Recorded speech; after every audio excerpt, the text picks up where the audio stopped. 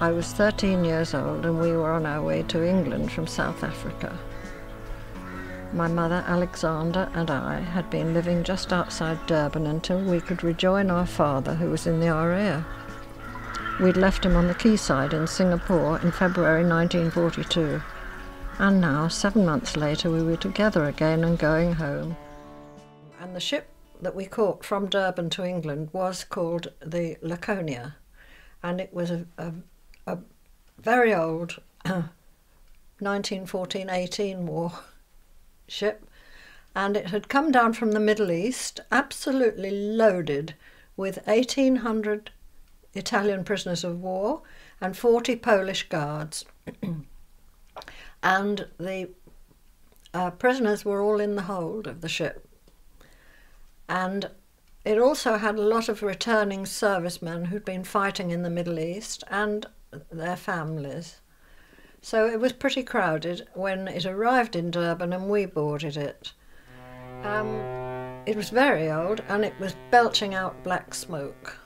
We had no convoy, no guard or anything, but we set sail for England, and it was at the height of the U-boat war in the Atlantic, so we knew we were virtually sitting targets. Everybody thought we were doomed. It was awful, very miserable spirit on the ship. However, we got to Cape Town okay, and then from Cape Town we'd been about 4 days out from Cape Town, going along very slowly, zigzagging, and there was a dance on board the ship that night, and my parents were going, and I was told I had to look after my young brother in the cabin. So after I got into my pyjamas and he got into his pyjamas, climbed up onto the bunk, and just as my parents were going through the door, the first torpedo struck. It was a horrendous explosion, and the ship lurched very badly, and I was clinging onto this ladder, and then the next torpedo struck even worse, and the ship lurched even more badly, and there was a lot of screaming and panic, and my dad said, "Come on, we've got to get to the lifeboat station," and he threw the life jackets at us, and we rushed up the main staircase, which was right outside our door, which was the best bit of luck ever, because we managed to get to the top before it collapsed under the weight of everybody screaming and trying to get out. We got to our lifeboat station. None of the lifeboats on that side of the ship could be launched because of the way the ship was lurching. They were all, getting stuck under the decks.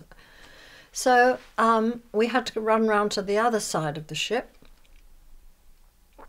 and all the lifeboats had been launched, and there was just one coming down from the deck above, and it got to our deck, and unfortunately the ropes broke, and everybody was tipped into the sea. Then my dad said, "It's no good waiting round here, we've got to get off this ship." So he said, "Let's go and see if they've managed to release any of the lifeboats." So we went round to the other side, and we found that they had managed to get one boat level with our deck. So we rushed towards it and got in, along with loads of other people getting in, and eventually they lowered it to the sea. But it was very crowded. Lifeboats are kitted out for 30 people, but we found the next morning when I counted up, we'd got 60 in ours, which was too much. Anyway, we got down to the sea, and then the men in charge who handed out the oars and said, "We've got to row as fast as we can away from the ship before the boilers burst, because when it does, it will explode and suck everything under." So as they were rowing away, and there were people in the sea all screaming, "Help me, help me." It was awful. People were drowning, and you could see this glow, which I assume the glow was the fact that the Laconia was on fire. After a while we heard this explosion as the boilers burst and the ship went down. I watched it, actually, could see it go gradually, and then it was absolute silence apart from people in the water crying, help me, but we couldn't take any more on. It was awful. And then we rowed away, and it was the next morning when day broke that we, they had a count up, found that we'd got 60 people in our boat. We'd got 2 wounded Italian prisoners of war lying on the bottom. And we didn't see anything after that. We had 4 days and 4 nights in awful conditions. We were on the equator, it was very, very hot. We got blisters, sun, oh dear, terrible. We had nothing to eat or drink. We had 1 sip of water in the morning, 1 sip of water at night, and a Horlicks tablet each, morning and night, and a little bit of ship's biscuit, which was part of the supplies in the lifeboat.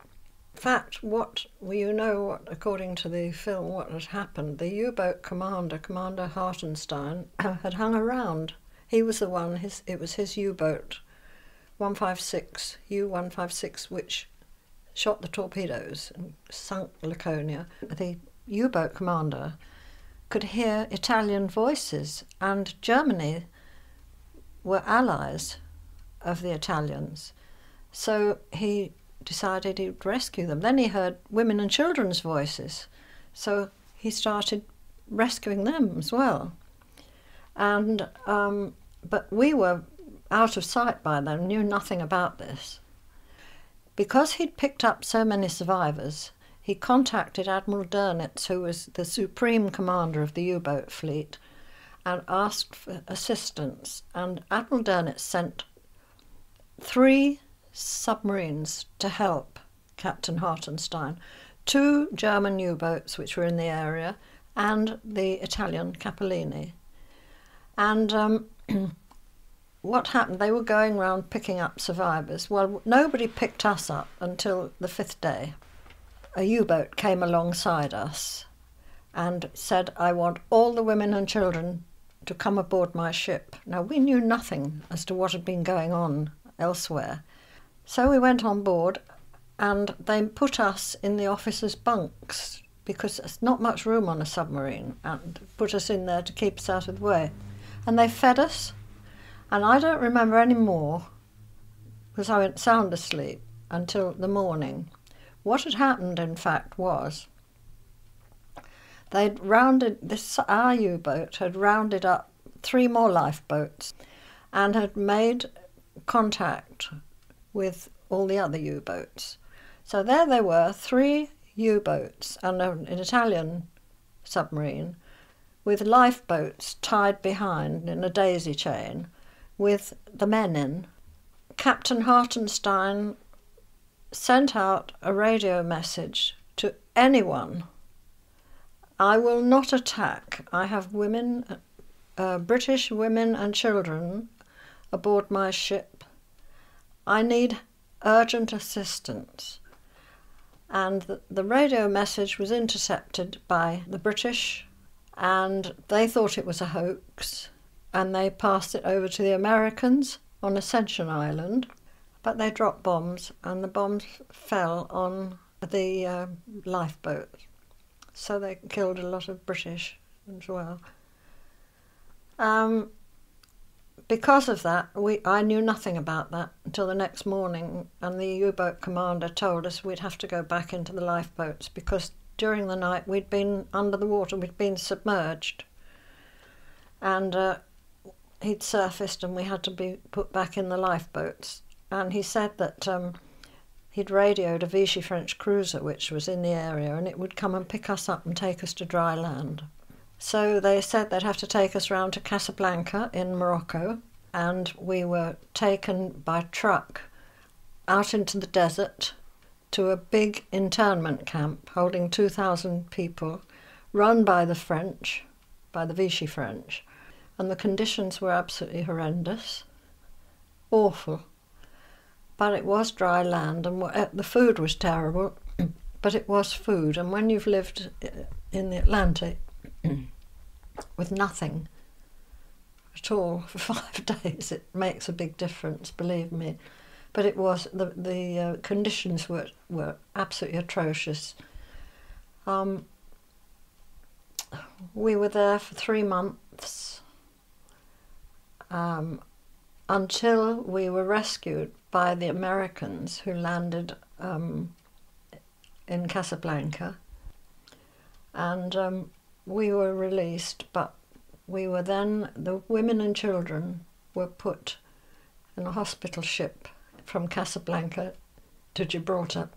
I was still in my pyjamas, and they were full of lice, and my hair full of lice and nits, and we only had 1 night on board, and we landed in Gibraltar.